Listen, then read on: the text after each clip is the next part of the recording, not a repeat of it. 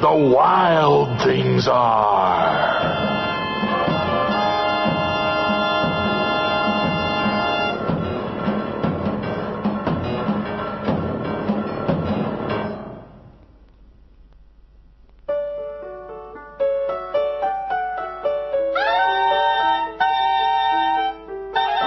The night Max wore his wolf suit and made mischief of one kind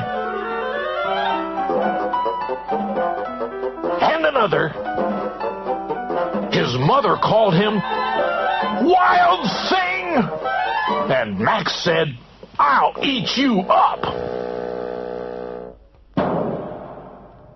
So he was sent to bed without eating anything.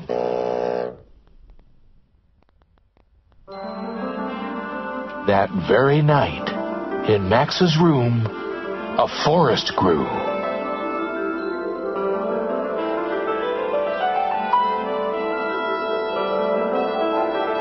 And grew. And grew. Until his ceiling hung with vines. And the walls became the world all around.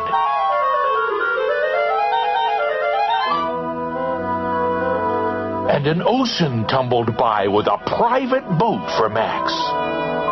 And he sailed off through night and day. And in and out of weeks. And almost over a year. To where the wild things are.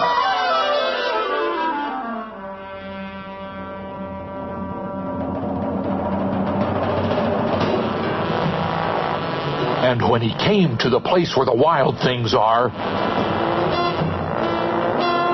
they roared their terrible roars and gnashed their terrible teeth and rolled their terrible eyes and showed their terrible claws. Till Max said, "Be still," and tamed them with the magic trick of staring into all their yellow eyes without blinking once.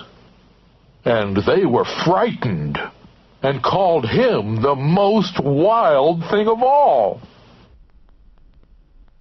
and made him king of all wild things.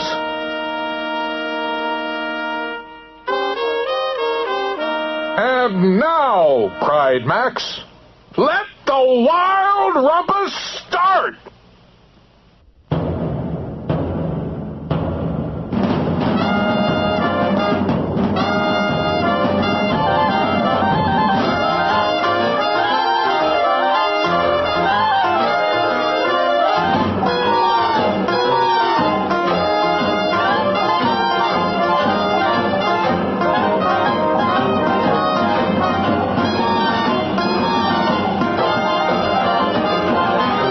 "Now stop," Max said.